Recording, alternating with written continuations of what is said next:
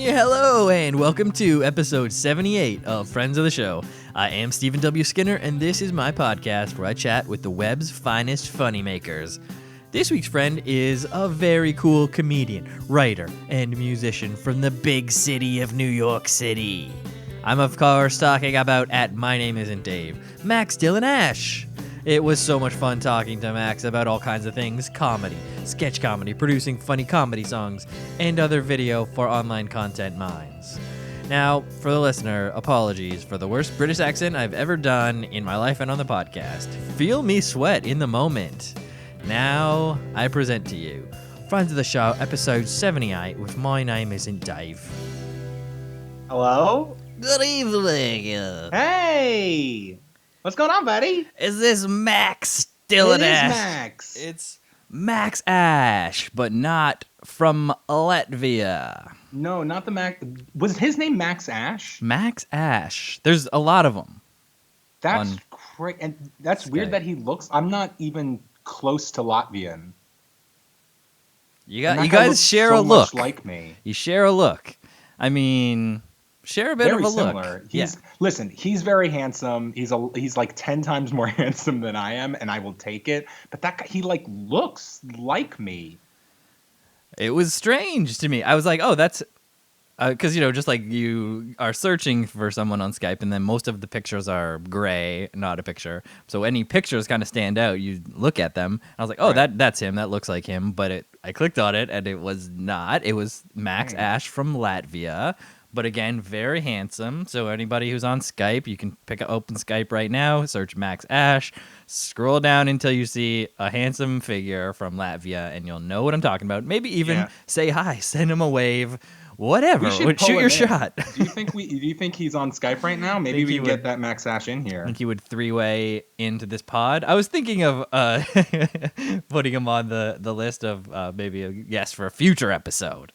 Yeah, or maybe like tonight towards the end of this episode where we have nothing to lose. Let's just just call him, see what he's doing. At least we'll send him a wave. Yes, we should at least send him away because I don't know how big Skype is in Latvia. Also, it's 3:01 a.m. on Monday in Latvia currently. But I mean, like if he's anything like me, he's wide awake. I mean, he could be. He's a Max Ash. He's probably wide awake at 3 a.m. If you know anything about Max Ash, and this is kind of your specialty, that I love to be awake and then hate myself the next morning. I'll defer to your expertise on the subject of Max Ash.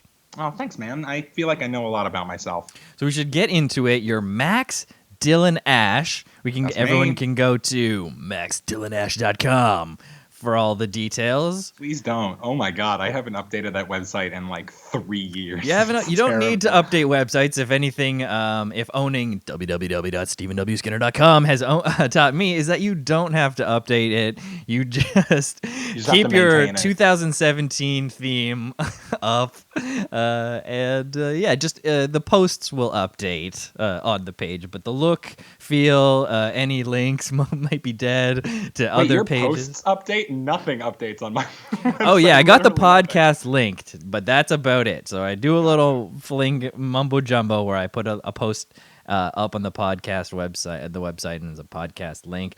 All the links will be there for you, including a link to www.maxdylanash.com. Oh man, that makes me sound like a wrestler. I really enjoy it when you do that. It's great, and having a website is fun. You got your bio, you got videos up there.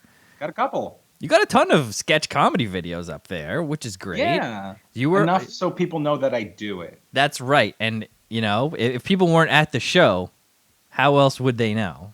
Right, because you got to see it or you don't believe me. That's the thing about sketch and improv. People don't realize that exists until you thrust it upon them. Right. Yeah. I mean, I didn't know I didn't realize that improv or sketch was like a thing that you could actually do. This sounds so stupid, but until I got to college and saw college groups doing it, I was like, oh shit, this is not just television. You can actually do this with people that you respect. Sometimes comes out great. Yeah, that's very cool. So let's get into it. Who are you? Where are you from? How you doing? How do you do? What do you do? That's a lot of questions. Okay, let's see. My name is Max Dylan Ash. I am from Long Island, New York. I grew up on Long Island, which is it's a great place to grow up. School districts are top notch. It is not a great place to be once you are over 18 because there's nothing to do. There's like one laser tag place, and it's like way too far. All right. Well, how is the laser tag though? It's pretty good. Like It's it's a good solid laser tag place. That's good. My friends would do something called blazer tag, which I know is like already a thing. But like back then, it was cool. They would all smoke and then they would all do laser tag. But I didn't smoke, so I was fucking amazing at laser tag. Just pinging, just sniping fools. Yeah, from a just distance. like fucking hopping up on high and just sniping fools. Just appearing right behind you. And your vest vibrates and shuts down. I know. That's such a bad feeling when your vest doesn't work and you think that your gun is broken. Yes. Or people who cheat and they cover up the targets. Those fucking assholes. Those are the kids that did it when they were 5 and they're doing it when they're like 17. And I just cut those people out of my life. I don't need them. Yeah. And you get the cool fob to put your name in your gun. Yeah. Whoever came up with this whole system where they're like, let's just design a system and then we'll just franchise it out. And you just buy the system and you run your own laser tag place. That's a genius. I mean, that person's made millions. I hope they did. Because I had many hours of fun laser tag experience in my youth, and I'm glad that you did as well. Thank you. I'm glad that you did as it was like it's a fun bonding thing. It's a fun What was it called? It was called Laser Quest. Laser Quest is a fucking cool name. Ours was, if I remember correctly, it wasn't like a laser tag space. Like it shared a building with a place called, I believe, Fun Zone. Right. A general amusement area. Yes, exactly. It was a general amusement area that was indoors. It was solidly for kids under 10. And then they had like this laser tag place in the back that you could play with your friends. And most of the like obstacles were at 10-year-old height levels. So it was a lot of crawling around. But overall, like a fun time. It was a good laser tag place. And It was like the one thing to do in Long Island, or just like, knock back some pills and do Xanny bars and hang out at friends' houses. That was kind of the two things you could do. Those are the two vibes. Two vibes in Long Island, baby. Smoke and go play laser tag, or Xanny bars at your buddy's basement. Or do both. Some people did fucking... I mean, that's a night, right? That's a fun weekend. And you could be. Yeah, if that's your whole weekend. But the thing is, you can't do that every single weekend on Long Island because that shit gets boring. Right. And then there's nothing else to do. And that's when you get into mischief. And that's when people go to jail. You get into mischief, people go to jail, and they're calling your mother. They're calling the mother. They're calling their mothers. I love that Long Island accent. Was it the nanny? Who has that? Who's famously has that that's accent? Fran Drescher. But Fran Drescher, I think, is solidly New Jersey. Accent. Yeah. Maybe I can't distinguish between the regional distinguished dialects. Yeah. But I believe, like, Long Island, New York, New Jersey, and like Boston, there's like a core somewhere, and they're all the same at that core. Right. And then it just kind of like flourishes out from there, and that's how everything gets so specific. Yes. It's crazy how it works. I love talking about how dialects and accents come up, like Canadian. And one of the Annika in the last episode was like, you can really hear your Canadian accent. You were rounding your vowels. So like, I knew you were Canadian because you wrote a boot, and I didn't know if that was a joke. It was. And now that you're saying it, now I know it's not a joke. Yeah, because it sounds like it's for you. It sounds more like a boot, but because you expect me to say like about, right? Because I would really have to open my mouth, my mouth to do the about and give my that. About. So my about is like more, I guess, rounding those vowels or softening the vowels or whatever we're doing up here. So our voice sounds different. So I guess Americans talk more out of the front of their mouth and with their lips. This is really interesting because my girlfriend does dialects. Like she teaches dialect classes. She would love it. Yeah, I kind of wish she was here. She would know what she's talking about. She slipped in and out into like Northern Ireland, Dublin, Southern Ireland, just like that's and then cool. to like Serbian. Like she just fucking understands this shit, and Man, I do not get it. that's so cool. Yeah, when you can like understand it on such a level where you know like what your throat needs to do to get the right Yeah, air like going you out. pull your tongue back and you Yes. raise the roof of your mouth, and it's really it's intense It's shit. so cool. Yeah, yeah. Annika and I talked about it a little bit on last episode. So if you want to hear more about it, go check out that episode. Very cool. And Yeah. also other people listening. I don't know if that was Everyone's got to directed check at it out. me Yeah, or everyone else. and look up more about accents. People who can do all those accents. You know, like you guy who does like 100 accents in a minute. Who's like sitting on a bus. There's like a video, and Oh, he I haven't does seen all that. these accents or whatever in a row, and it's just like very impressive. Oh, I have seen that, and he's like in It's the like middle of all- the bus, and everyone's around him, and they're Yes. just fucking floored by that It's shit. nuts, yeah. Well, it's like you can do like 30 or 40 different English accents alone, right? Like just in the UK, you do all the different variants, and then you get over to like Scotland and Ireland, different variants there. How do you keep track, I Max? have no idea. I can But it barely is keep crazy track of how, my like, Canadian accent. So many people are like so close from the same place, and yet their dialect is so completely different. Like it goes from like I'm Irish to it's not a good Girlfriend, I hope you're example. listening to this. You need a lesson on how to do that Northern Ireland to Southern Ireland transition that you talk so much Yeah, about. it was horrible. Southern Ireland is just deeper and worse, apparently, according to me. Yeah, I love to do UK British accents. Like I lived there for a bit, so I can kind of do it okay. But it doesn't stay in one region. Right. It'll Can I hear your meander. UK British accent? I want to hear it. It'll go high status, low status. But which do you want? Like the high status? Low, Hit me like, with high status, and if you move into low status, I will forgive you. the posh people. They speak a bit differently, and the gruff people in the streets took a bit, bit differently. Okay, you know what? Very solid on both. Not my best work. A little bit put on the spot, but I'm sure that if I find a moment, I'll slip right back into it. Wonder what my key touchstone phrase would be. Yeah, what's your touchstone phrase? I need to figure that out. That's why I didn't do a good job right there. But I think, listen, you slipped into that pretty seamless. If you said that one sentence at the beginning, I would be like, oh, he's from Britain. And then if you left, I would be like, yeah, that guy was from Britain. I would have never known. He's from Britain. He's You got it. He's from Britain, London mate. town. But the actual British people who come on, I sometimes do like slip into an accent with them, and it's not. It can be embarrassing, because they have the real one. Right. And But it's fun. I'm sure it's fun to go toe to toe with It's someone. fun. That It you're is fake fun. one. Love it. Love doing it. Love accents. So you're out there in Long Island. I'm not. I grew up in Long That's Island. what I mean. So we're Mark Marioning it. This is the WTF part. Who are your guys? Oh man, my guys. My guys out there. By the way, can you hear me fine? I can hear 'Cause you flipped- great. The fidelity is through the roof. Oh, wonderful. I'm like using a good microphone. What is the microphone? What are the stats? I need to. So it's my girlfriend's microphone because she uses it for Shout voiceover. out. It is. I can't tell because it's in like a what's it called? Like a holder. I work at a music store. I should know this. Like a brace or something. Fuck. Yeah, that sounds it's a fancy Neumann. already. It's a Neumann microphone, so it's Ooh. like good quality. Solid state. Solenoids probably through the roof. Through the roof. Handcrafted. Just fucking into the sky, and then it's going through a Focusrite, which is standard. I love my Focusrite. Oof. That is very professional. It's I'm pretty gorgeous. I'm out here. I'm on an SM57.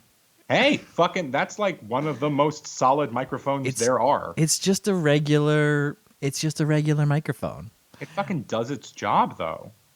It's funny. I asked the Nate Wolf on Twitter in like 2016 when I was going to start a podcast what microphone he used, and that's just what he said, and that is the microphone that you hear today, folks. You know what? That was a good choice. I would steer people into that direction if they were looking for like a mic, but maybe not for like podcast hosting, but back then that would make sense. Yeah, back then. I think now you would want something more like solid, like what you would have. Maybe like I don't even have my thing on an arm. I'm on a mic stand. Like that's not great. I would need an arm coming down and then a big blocky brick type microphone. I just got an arm and I haven't opened it because I have no fucking place to put it. Oh, yeah.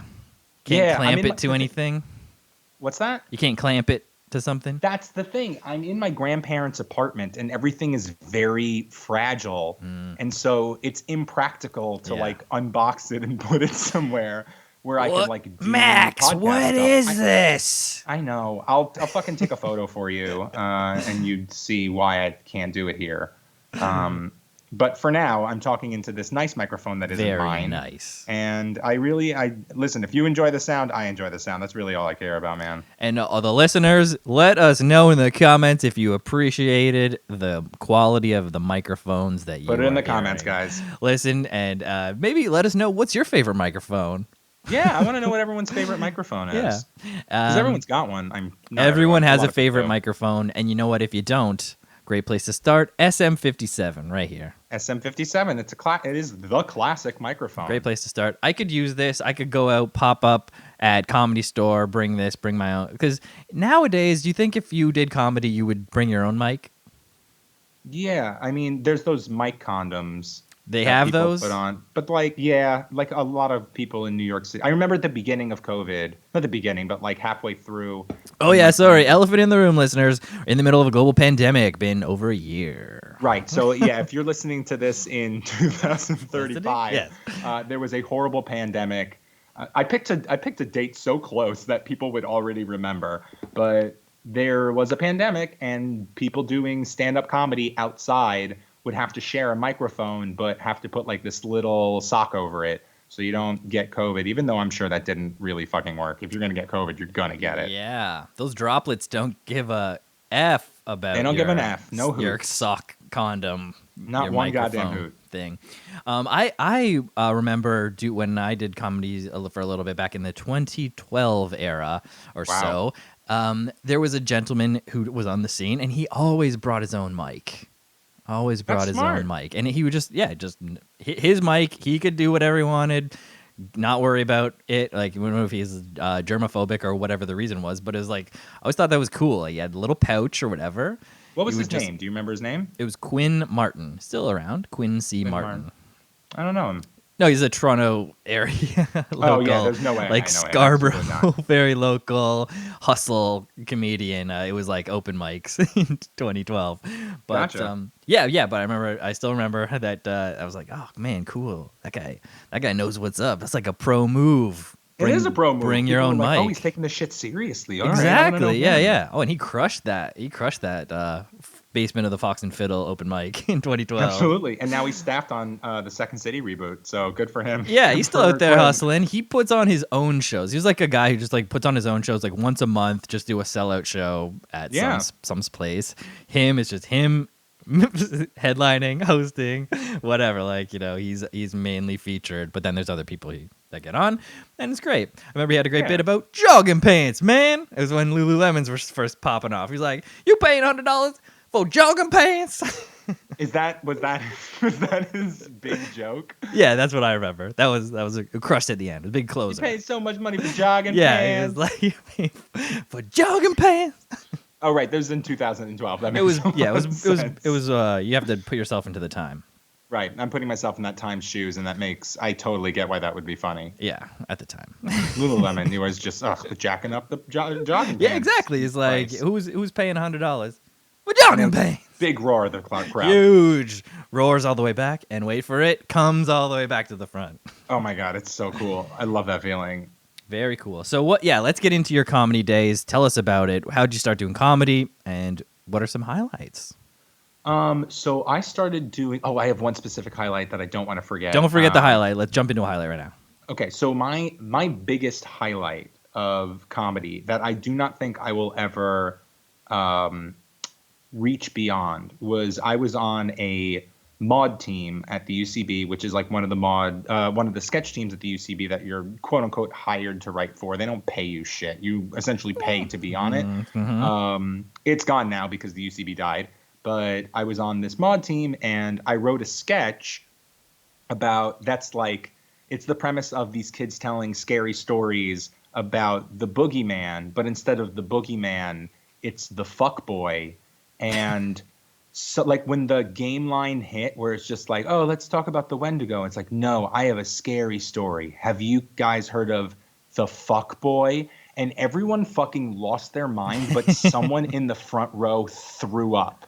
Threw up from laughing so hard at this stupid fucking joke and game line. And I don't think I will ever do comedy better than that. Like that's my top. The pinnacle for any person who's trying to make another human laugh is having that person laugh so much that uncontrollable in an uncontrollable fashion things are expelled from their body. Yeah, and it doesn't matter what way they shit themselves. If it doesn't matter. That is the basic tenet. If you hit that level, that is the general highest level that you can achieve. So congratulations on doing that, especially in a setting such as that where you're going for it. It's not like you made a coworker laugh with just the right, honestly, Dharma and Greg rib or whatever. Laugh and throw up. I think that actually beats it. That would beat it. So for me, something just popped into my mind, which I also consider one of my favorite memories of doing comedy. I was probably like 10, maybe 10 or 11. Me, my friend Jason, and our babysitter, I guess, like summer nanny person who was watching us during the summer. We're eating like SpaghettiOs, and I cracked a joke, and the SpaghettiOs went out of noses. So there was SpaghettiOs flying out of noses, and that to me, I still remember, but just like, wow, that is it. Good night, folks. But that's like milk coming out of nose, but it's funnier because it's solids and liquids. It was, just the combination of it being, SpaghettiOs. I think it was like Alphagetti, actually. The letters coming out. Alphagetti. Oh my gosh. Very specific. Spell such great stuff with Alphagetti. It would have been funny if like LOL came out or something. If it was a cartoon. Yeah, like Rotful Mao out in Alphagetti. Exactly. You get it in the. My mom used to give us SpaghettiOs in the morning, which I now realize is terrible. No, that's children. You know what? That's thinking outside the box. That's a game changer. Yeah. What's wrong with that? Honestly, you know what? That's the thing. You know what? I subscribe to the fact that there is no meal that needs to be at a certain time. Like you can have breakfast at dinner, you can have dinner at breakfast, you can have lunch at night. Like I really don't fucking like when it's hot out and I get soup and people are like, it's hot. Why are you getting soup? And it's like, because I want soup.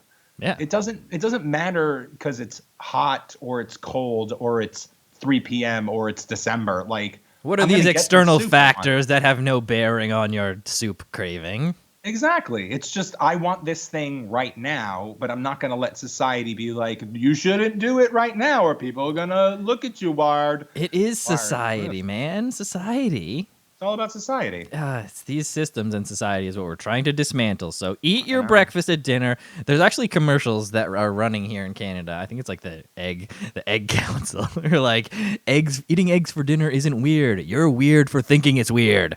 Wait, like, what the fuck is this? Yeah, so there's these commercials, and it's like someone who's like, oh, I made this meal for dinner. And the guy's like, eggs for dinner? That's weird. And she's like, no, your pants are weird. And then the guy's like wearing weird pants.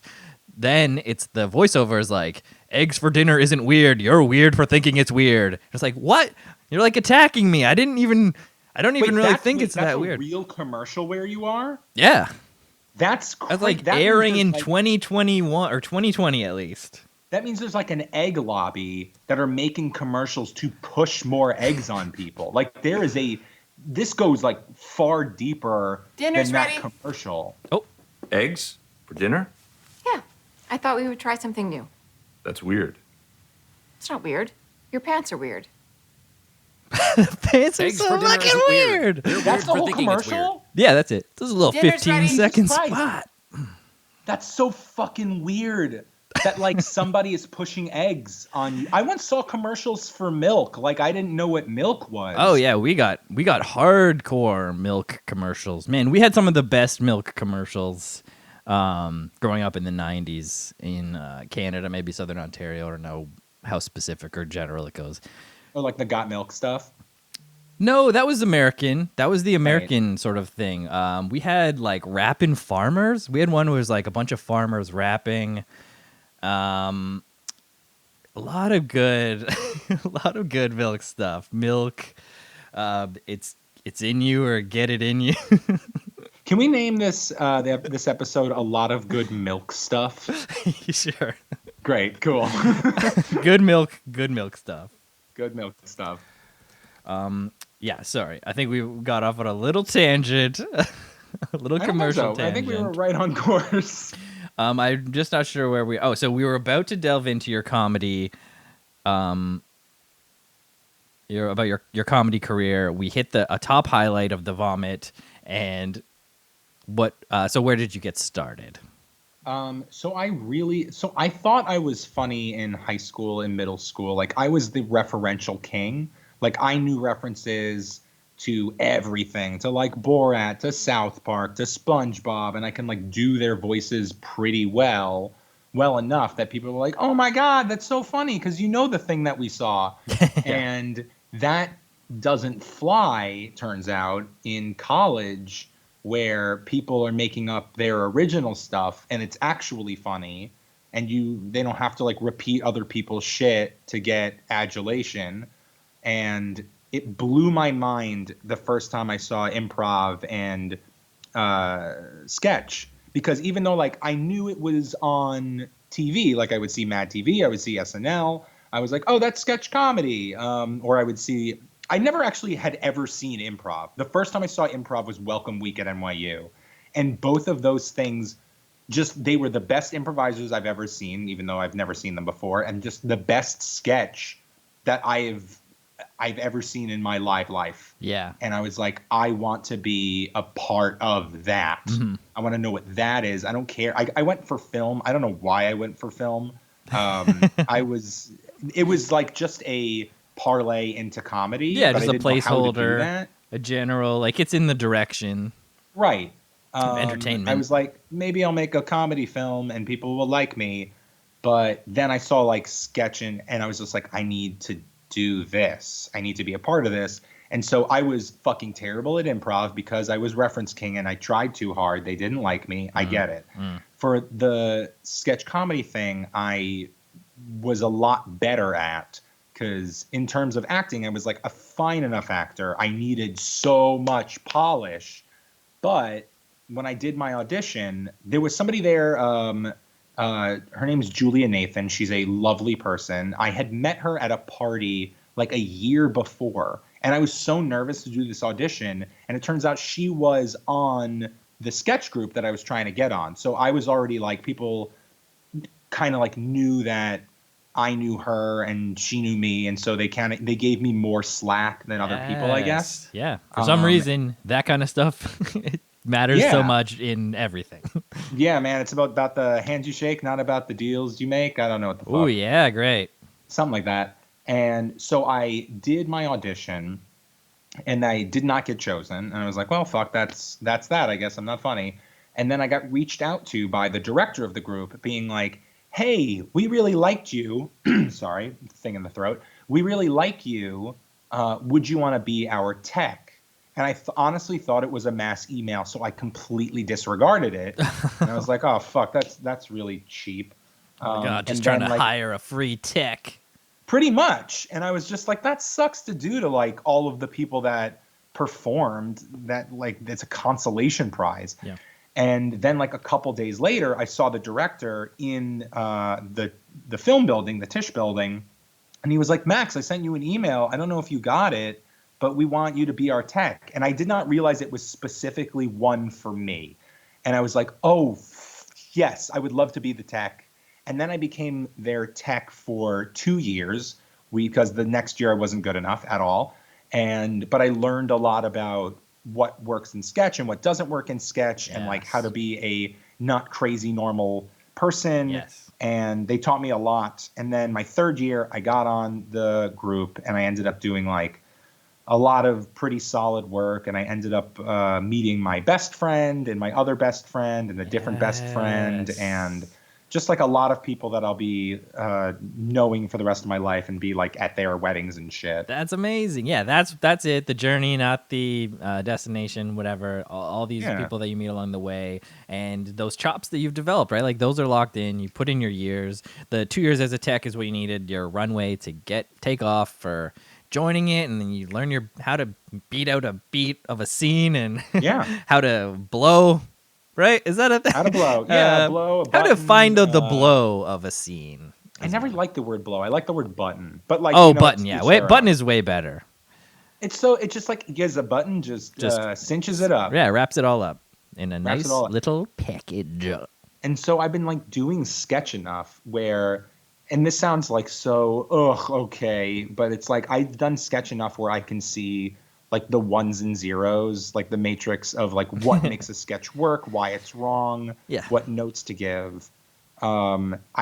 Even though like I understand beat 1, beat 2, like reversal, beat 3 button, you're out, I can't do improv for shit, even though that's like the same exact premise of how it's supposed to go. It's like it's a full sketch in a scene. Yes, but it is wild. slightly different where it's like in the same way that you had to tech for 2 years, you have to be real bad sort of at improv for however many years before it's the beats of the scene and the go back and forth A to B, call back at the end, wrap it all up, escalate. Are we escalating? How part did we escalate to? Right. All that kind of stuff is just second nature, and you can focus on what like you're actually doing, and like your things that you're pulling from are better, and your turns that you take are better, and you're really trying to do it to mess up the other person in the scene and make them laugh, or like when you get to that level where you're sort of not worried about the clunky format of it in your head, where that stuff is just sort of second nature. Yeah, I've always wanted to get there, but I've been just like I can get through a scene. For some reason, there's something within me that makes every scene go negative, and that's the my sketches are usually like very silly and positive, but for some reason in improv, I don't negate shit, but I just make things like not dark, but just like escalate in a darker, in a different negative direction or whatever. Mm-hmm. Like just there's a infinite number of doors, and you're like, this door. Yeah, the sad door. Yeah, the sad door, and everyone's like, oh, okay. Okay, we'll go through the sad door. And so that's why I don't do improv anymore, because I'm so much better as a writer if I can sit down and get my thoughts together. They're not sad. They're not dark. They're your blue sky silly. is much nicer, right? Yeah, there's no clouds at all. No It's clouds like in your bright, blue bright sky sketch thinking process. So what is your process? Do you have an idea, or do you sit down and look at a blank piece of paper or that flashing cursor? It depends on like what I'm doing. A lot of the time I will write down an idea that I have in like my notes apps. Notes app has been the best thing for me in the world. Shout out to Notes app. Shout out to Notes app. Guys, download it. If you don't got it, you got to get it. And sometimes like things will come to me during the day, and it's usually like things that are like, well, when I write a song, it's usually things that are like annoying to me. Yes. And I just got to express that through song. Mm-hmm. A lot of great songs. I should mention, just while we're at this, a lot of great songs on your website. You can check out all the videos, and I linked some of them in the show notes. Thanks, dude. But most of it comes from like riffing with friends and just writing down like a kernel of an idea of what's funny.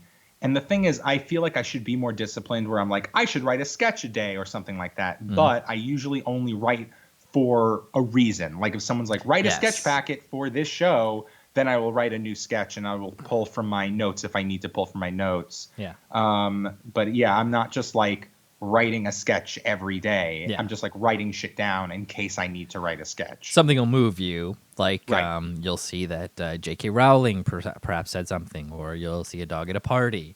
Perhaps people will post videos. Wow, I have songs about this. Did you know that? People will post videos of fireworks after an event. Those are funny ideas that you could write songs about, funny songs about, and Right. I'm actually I'm gonna write that down on my notes app because those are really good ideas. And let me tell you something about Notes app. You can scan documents directly into Notes app. It'll scan it into a PDF file, and you can send it to email. Like if you need to send documents, don't be taking a picture of your documents. You can scan it. It's really silly with to a take picture of your picture. documents. You can scan it to PDF with the Notes app. You can long press the Notes app, and it'll give you the option scan to scan. What is a document. long press? Oh, you hold it down. You hold the app down for a couple seconds, and it'll give you some apps give you options. It's like the haptic touch. Gotcha. You know, I like did you not hold realize it. that was called long press. You hold it, and it goes. Oh, you like, hold it down for a long time. It's a long press. Oh my hold God, it for a what the second, and fuck, it goes, Max? and then it'll give you the little option. So Notes app, very cool stuff. So Wait, yeah, what about you? I don't know if anyone has. I mean, someone's probably asked you. How did you get into comedy? Because you are someone that I am. I can say this with full confidence. You write the best puns on Twitter. There is no and the most consistently solid puns on Twitter. And I've never seen anyone with that like output and just like they just work every fucking time. And how did you get to like how would like puns are you like from a pun family or is it just something that you locked into? Because the way you write puns are just like they're so clean and they're so universal. And I just want to know about that. Max, well, first of all, I want to say thank you very much. I'm smiling very large right now because of those beautiful compliments from someone who also I very respect in the comedy scene, and I really like your jokes so much, and that means a lot to me. So thank you very much. And on it started with the alphagetti out the nose, but I don't know what it is about the language because I'm really into, it's like wordplay in general, all kinds of wordplay. So I'm not sure what it is, but I've always just seen words as what it could also be. Like when you see a word, it is also other words to me. Like you're looking at a word and I see three other words that it could mean, or like definitions. A sentence. Man, there's a lot of definitions. It for could also words. or if it's like a sentence or some sort of like idiom, a common phrase that we all say, I'm like, oh, that could also mean this. And that is a pun. It just means two different things. But if you frame it the right way, that was my main key. Once I learned how to frame it, some of my framing is not great. Some of it's better. But it's like some of my framing is just like, I need to get this pun out. The only way I know how to do it is like ask myself a question and answer it. And sometimes I'll do that. I'll just be like, there's no other way I can think of right now to do this. I'm just going to be like, what do you think about that? I think this. It's just like, what would be the setup and what would be the payoff or whatever. But it's fucking solid. Like every single one that I see, I'm like, oh yeah, he's fucking... Steven's done it again. Thank you. So good. I do appreciate that. And that's I enjoy doing it. I've always been doing it. And when Twitter came along, I was like, it took me a while to realize that was what I wanted to do. I knew I wanted to do that, but it took me a long time to figure out how to do it, like you're saying, more consistently, find that voice. Do you come from a funny family? I don't want to throw my family under the bus and say they're not funny. No, go ahead.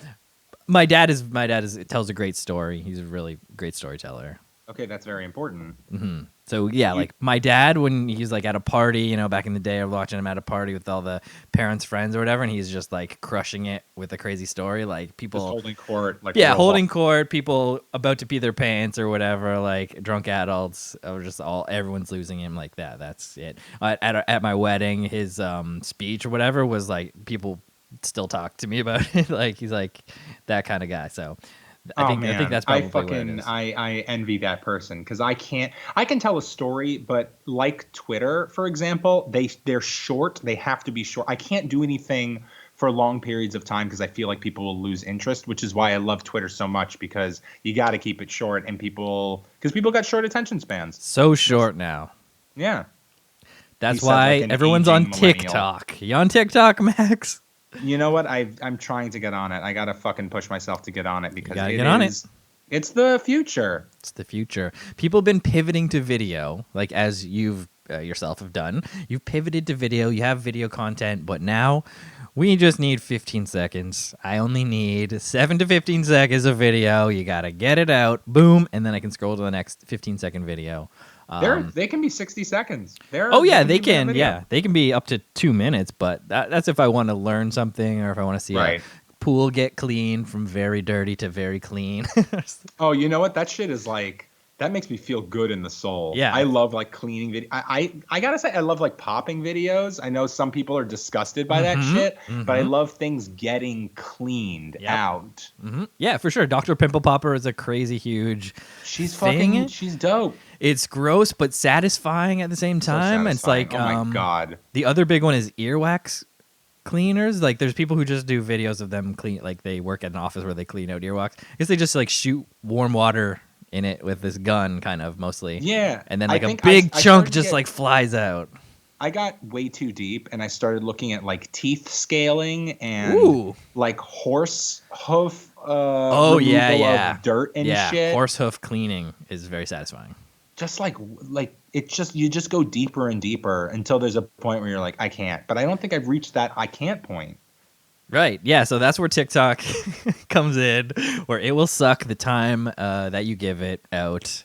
I have a little limit on there, so once I hit the limit, I'm just like, I usually try to stop. Do you limit yourself on TikTok? Do you have like a I have a timer for if I've been on for an hour, it'll say, yeah, you've been on for an hour, and and then you have to put your code in and to continue. So you can keep watching. You put your code in and continue watching. But when I see that, I try to stop. I will sometimes stop. Sometimes I'll pick it up later in the day. Like it won't be the end of the day, but it'll be the end of that session kind of thing. Just try and get away from it. The most important thing in my life I've just realized right now, and I didn't realize it like a year ago or something. Do you know what flux is? No, I mean, not in the capacitor sense. Right. So, it's a different thing. Flux is this app on your computer that you can download. And as the night goes on, your computer gets more and more orange. And the orange light is better than like the blue light mimics like daytime, and the orange light mimics not daytime. And it's been putting me to sleep at a reasonable hour. And the thing is, what I used to do is I would used to like, oh no, it's getting orange, turn it off. And then it would be blue and I would stay up till like 4 in the goddamn morning. Blast those eyeballs. Yeah, it would blast into my eyeballs and I wouldn't be able to sleep. And I'm like, why can't I sleep? But I've realized now that when it's turning orange and I'm feeling sleepy, I'm like, okay, this means go to bed. And I cannot recommend Flux enough because I have been going to bed at like 12:30, which is so early for me. Right. And I wake up feeling my best. That's great. You know what? Sleep is incredibly important. So important. I am an early bed guy now. I don't stay up late really anymore. When I'm up late, I'm like, oh my God, it's after midnight. Do you believe I'm up after midnight? And a lot of people listening are like, what the hell is this guy doing? What a loser. But what time is it there where you are right now? It's 8:41 p.m. Oh, we're in the same time zone. Same time, Zimmy. Eastern time, represent. If you guys repping Eastern time, drop us a note in the comments. I'm in Southern Ontario, just outside of the town of Hamilton. Gotcha. So if I drove straight up, would I like you're hit your town? You're or would I have further to go, like, east, left I or right? think, Long Island, or are you in New York? It's still further east. If you get to Niagara Falls, I can meet you there. I could be at Niagara Falls in like an hour. How far am I from Niagara Falls? I'm going to check this right quick. Check it right quick. It's a great place to meet up because we can both just walk over the border. I mean, I'm not sure what the deal is currently, but I think we can still just like walk over the border. I mean, after some COVID testing, right? Elephant in the room, global pandemic. But I think... Yo, I'm fucking double shotted, baby. I can do whatever the hell I want. Oh, congratulations. Thank you. Are you Moderna?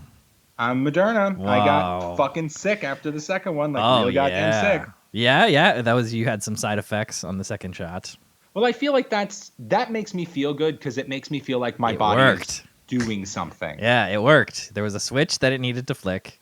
The feeling bad was the switch being flicked. Had a 101 fever. I felt like shit for a day, and then the next day I was right as rain, and now I'm invincible. Yeah, that's great news. So you're feeling good. I have just received my first dose of a Pfizer vaccine this past week. Ooh. So feel good about that. Congrats on getting it. Thank you. As you know, our country or our province is very bad on the rollout, or had been. It was terrible, but sort of catching up now, doing better. good. Still not opened up to everybody here, kind of thing. So, Sure. but was able to get in and got it done. Shout out to the Trillium Health Partners, running a great clinic out there at UTM Mississauga. Crushing it, Trillium. Then shout out to Cindy, who applied my vaccine and did a great job. Yeah, Cindy, if you're listening to this, kiss the God. Cindy, we love you. Super professional, really great. Made me feel Friend of the super show, comfortable. Cindy. We love Cindy at the show. And so, yeah, we're feeling good. We're feeling vaccinated. That's what's up. When I got my second dose, I called it, when I was at the person who was giving me the dose, I called it my dose. Yeah. And she fucking lost her mind. She thought it was so funny. And honestly, it made me feel so good. That's great. Yeah. And she's going to be telling that. Oh, yeah. Everyone that comes Tell in, him that all right, this is your dose. And then the Waiting. person's just like, can you just jab me with the fucking dead cells, please? Every time, just waiting expectantly. No, she was fun. Yeah, no, it's good, and I'm glad that you have both doses. Things seem to be getting back to more of a normalcy in terms of stuff opening up over there on your side of the border. I went to a party last night that had What? 16 people in it, but everyone was vaccinated. Right. So hopefully that is a test of how these vaccinations are working. Correct. Because if someone had COVID, now we all have COVID. But I'm fairly sure since everyone was vaccinated, and the person that threw the party was like very vetty about it, and you couldn't go if you weren't. Right. We'll see what happens. Like, I ate a cake that people blew their mouths on. Oh, So you did that. I was wondering if that was going to stop, or if it's just going to maybe peter out, or there's going to be a different thing that we do. I don't know. Traditions never truly go away. It's true. They get you Yeah, and the cake was so good. It was gluten-free cake, and so it was good. It was so good. Record Holy scratch. shit. I was also, to be fair, like wildly drunk. Okay, that probably explains some of it. And if there was a lot of icing, that can cover up some of the. There was a lot of icing. It can cover up some of the gluten-free failings, let's say, with rising Failing and rising. Really, things that gluten brings to the party. To be fair, gluten treats, like, they replace whatever like the wheat is with just like 1,000 more sugar. And sometimes gluten-free treats are better, arguably, than regular treats. Yes, it can be true. I have my mom is celiac, so she's a gluten-free person. My cousin and my brother also gluten-free, so we got gluten-free going on, and it's very hit or miss. But when you find what works, you go with that. You stick with it. You stick to it. Brand association. Yes, brand association, good quality ingredients. You're gonna want to find a blended flour. And if you want more information on the subject, you check out Ben Stager's episode. We talk exclusively a lot about celiac. He's really a celiac guy himself, and yeah, he always wait. Who else have you had on this show? Oh, well, this is episode 78. Really? Oh my God. So it's been it's been about 70 or so people, because a few people have been on twice. So some people have been on 3 times. Best Stephen W. Skinner podcasts. I don't know if that's you. Oh, I hope that comes up. I think my podcast has pretty good SEO, because sometimes when I search for other people or people who have been on, I just search their name. Like the podcast will come up. I'm like, that's good. Did you do Merman 5 Yeah, it was recently. 7 ago? It was recently. Oh, wow. You get some He was the big Merman 5. Brent was the big launch episode for the new season, because I had taken a big hiatus. Gotcha. We had a baby. We did a land. There was a pandemic. You had a baby? Well, my wife technically birthed the baby, but yes, we. Wait, how old are you? How old am I? 1982. 1982. So you're clicking in on the clock, clicking in on a calculator. Are you 40? 39? 30? Is it 39? It'll be 39 this year. Holy shit, you sound so young. For some reason in my brain, you are like as old as me. I'm 30. You're as old as me, or you are younger. Right. Because you give off just like this pleasant, like fun presence of someone who is younger. You know what I mean? Yes, thank you. I do. I am young at heart. Yeah, you are. It really comes through. And I'm like, look at all these, just so many great people on here. Yeah, a lot of Oh, great wow. people. Thanks, Max. And Max, you're one of the great people now. I feel so good about that. You know, I don't want to say, but you were suggested by some close friends of the show to be a guest. So that's great, right? Like, you got to Can you feel say good names? about that. Can you name names? I can name names. The Name names start with T. I'm not sure if That it was. fucking does nothing for me. You gotta give me more No. than two. I'm not sure if it was at the Todd Williams or if it was at Professor _ Hinckley Travis. Both of those people are so nice It and was so one funny. of those. But yeah, it was definitely one of those. Sorry that I can't remember exactly who it was. That's Giving fine. credit or not credit to the other person. I But will take either of them because both of them I respect a lot. super great people. And if you're listening, go check out both of their episodes. Very cool, original Friends of the Show episodes. And I should take this moment to ask you Todd's signature question for Friends of the Show. Only ask it sometimes to new guests. But the question is, if you were in KISS, what would your makeup and thing be? What would your makeup and deal be? Ah, fuck. Okay. What would my deal? Okay, so what would like Paul Stanley was a cat. There's a cat. Yeah? There's like a demon, a hell demon. Was Gene Simmons, right? Yeah. He had the fucking tongue. Demon. I think there's a dog, right? One's a dog, one's a cat. And one's Someone's a a Star dog? Child. Star Child is the one Star with the Child. stars. So he was. Oh yeah, Ace Frehley. He was the spaceman. Spaceman. There was another guy who subbed in, right? Because it was like original lineup, and then a new guy came in, and he had a different thing. I'm sure, but fuck that guy. I don't care about him. Yeah, but what was your thing, Max? What would my okay? So I am. It's just become a trope about me. I'm obsessed with horses. So I would be some sort of horseman in some capacity. Perfect. My makeup would look like, just like my eyes would like they would make my eyes look on the side of my head somehow. I get and it. I would also be like holding a bit in my mouth. Okay, so the makeup could kind of look like a bit, maybe. Yeah. And then what? So they have the guitar. Like I'm trying to think of if I would play What your like like rhythm suit guitar. would be too. Yeah, maybe you'd have a tail. Yeah, I'd have a tail. The thing is, I don't want to come off like a furry. That I want Oh, to okay, be right. clear about. Yeah, draw the line. But no, horse is a bad idea. What? Yeah, it seemed like that was your gut instinct. It was, and I guess it's a good idea then, but I Yes. fucking don't know. But I'm just also now trying to think of like what instrument would I play? Right. Because you got to Yeah, you have to add something. You got to add something to rock and roll all night. Playing keyboards there's no such like listen, I know a lot of cool people that play the keyboard, play the piano. I've never seen someone play a keyboard cool. You just can't do it. That is something that I will hold dearly in my heart as an opinion. I will neither agree nor disagree. That's totally fine. Listen, I played keyboard for a really long time, and I tried to make it cool, and I can't fucking do it. And maybe that's just me. Maybe it's because I'm projecting myself. But I guess I would probably just play rhythm guitar or some fucking obscure instrument that they would use in one song that people love, and I would have to come out and do it. Yeah, we're like, all right, it's the theremin one. Bring out the horse guy. Bring out the horse guy. He's got the theremin, and he's gonna go. Woo! His name is Max. Hey. Gene, his name is Max. He's part of the band. Yeah. Oh man! Also, I hear Gene Simmons is such a dick. Oh my yeah, God. man. I used to love watching his reality show just because he was such a greasy sleazeball. And My stepmom worked in the record industry, and she just fucking hated the dude. Just like such not a fan. yeah. I think it would be weird if you met him and maybe if you were a woman and maybe like in passing, just like, oh man, like he's just that's just who he is.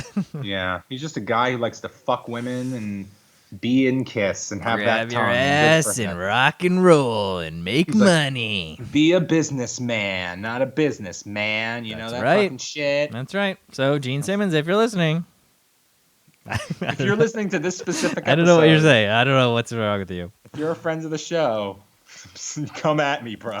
Come at you'll never be on Friends of the Show, Gene Simmons.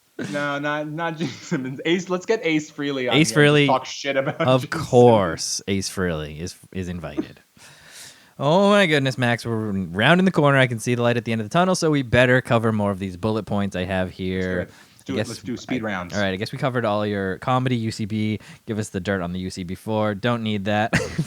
Favorite. You didn't think I was going to give you dirt on the UC? I don't know any No, of I just wanted to know what your thoughts are on the entire situation, about how, like, for me, I was like, oh, these are great. These are legends. They've created this incubator for comedy. It's like developing all these great comedians and comic actors for the United States. It's great. Right. And then in the recent times, they were like, oh, they're bad. Like, they didn't pay anybody, and they actively didn't pay anybody, and then people were like, you should pay people, and then they actively shut that down, and then actively shut more stuff down. And it's like everything that they have done sort of like since I learned that they're bad is just like, oh yeah, I think that they're bad now.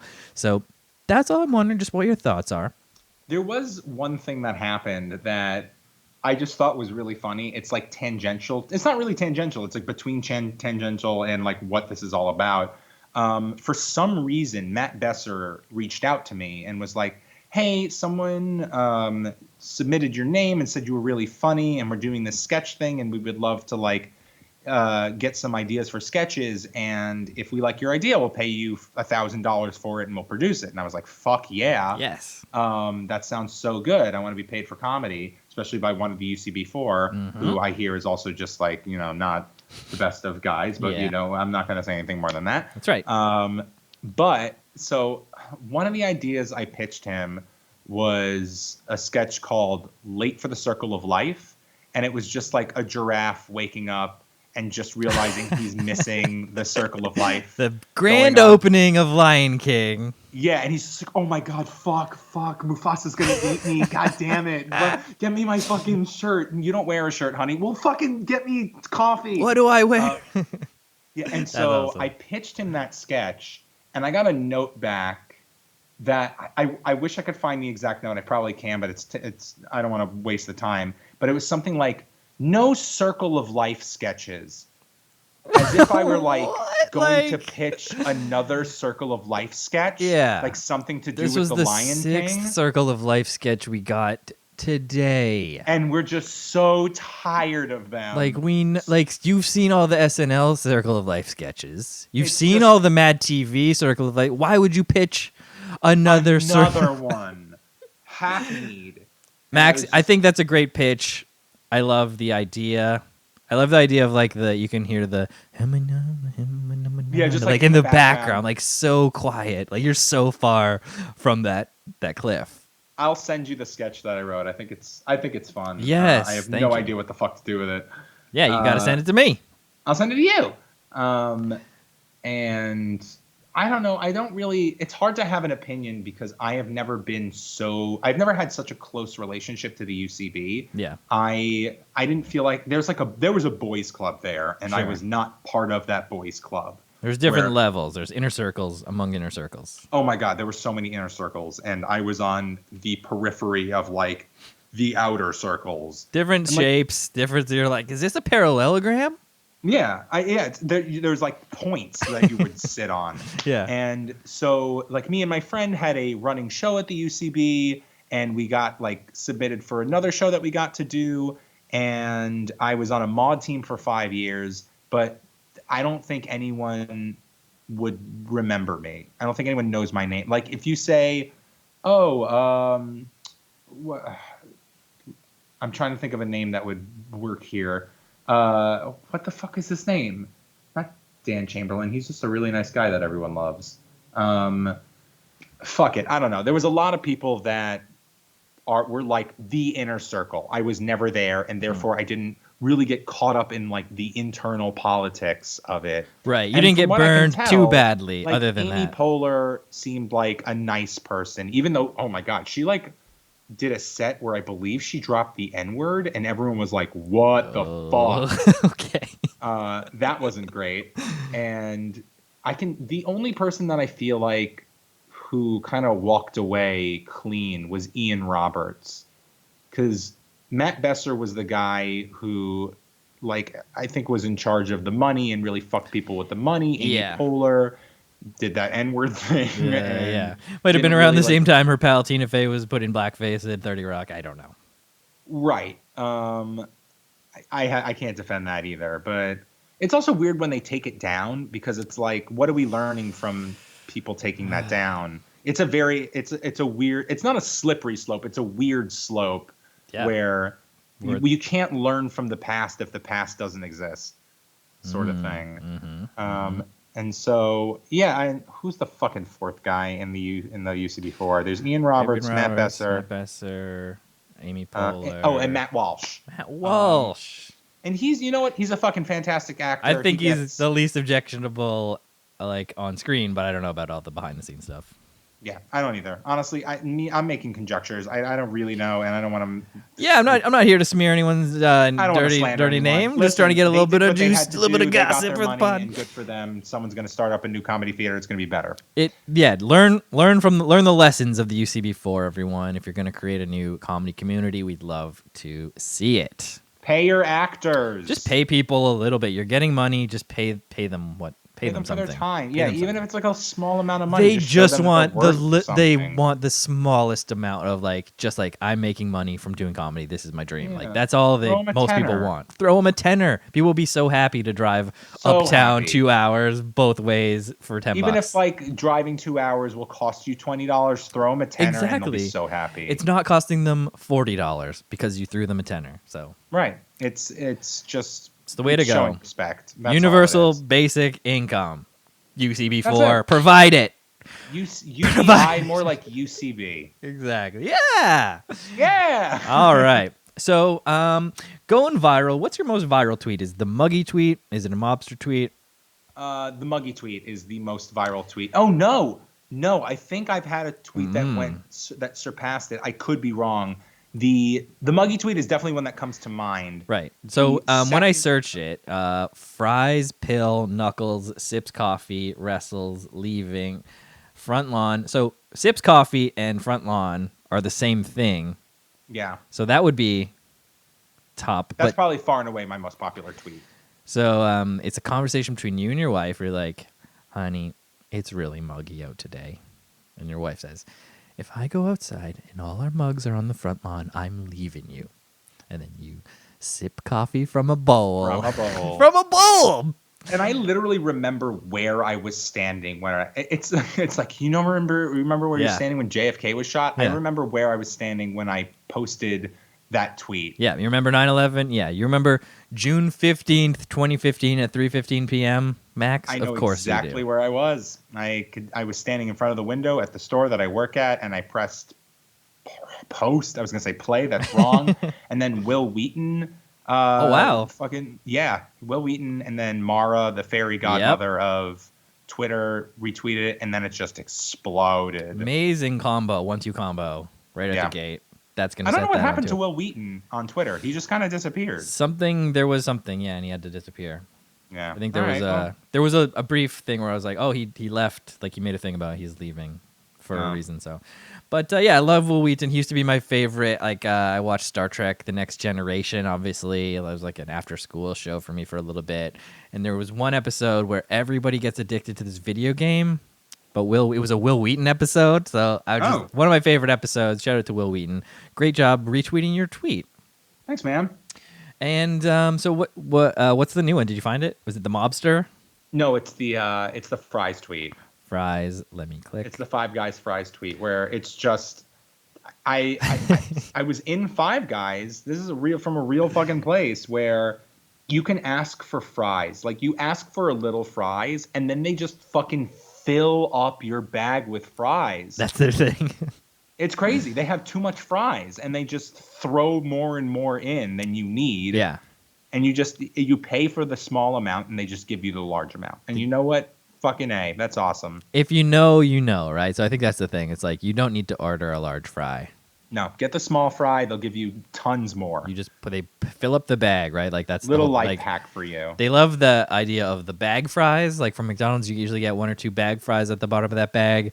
They're like, no, they want a bag of fries to be like mostly full of fries. Yeah, it's less whatever you got and more fries. Yeah, and they have so many. Like they keep the potatoes out and about because there's so many. There's so many. Yeah, they keep them in barrels. They have to keep them in barrels. There's barrels of potatoes and peanuts in front of I the don't know- house. Yeah, in front of the house. They're just all over just showing you the sheer amount of potatoes that they use to make the sheer amount of fries Yeah. that they throw into your bag. Just to make these fuck ass load amount of fries. Fuck ass load amount of fries. That was the that quote. poured out of my brain. There you go, all caps. And Jerry, I think, makes it funny. Jerry makes it funny. It's just Because a lot nobody of is wording. named. It's just like the character is Five Guys employee and you. So the first person who is named is Jerry, who's just in the back. Who's just like, you got it, boss. I love Does it. his fucking job. So a lot of great, hilarious Twitter content coming from the at my name. Should we say what? How'd you do that account? Literally, that came from I was sitting in a restaurant with my friend Julia, who Hammercats, and like two other friends, and they were just like, Max, make a fucking Twitter account. Because I was so against social media, and I pushed back against social media for such a long time with like Instagram and Facebook until people are just like, just fucking do it. And then I'm like, yeah, you're right, I'll do it. Because I'm an obstinate little bitch. And I was just like, you know what? My name isn't Dave. It is so unceremonious, and that's what I fucking did. Because my name's not Dave. And there we go. And it was available. Yeah. You typed it in and so I first did that. try. How many people can say that they typed in their Twitter handle first try and got it? You know, not too many. Not too many. A lot of people go further for like Max Dylan Ash. I didn't even try that. No. Like I just did. My name isn't Dave, and they gave me the green check, and I was like, off to the races. That is my name now. Let's go. That's it. And to this day, your name still isn't Dave. So hopefully It's that still doesn't. not Dave. If it changes in the future, you might need to. You should probably squat on some different handles. Yeah, just in probably. case I mean, anything happens.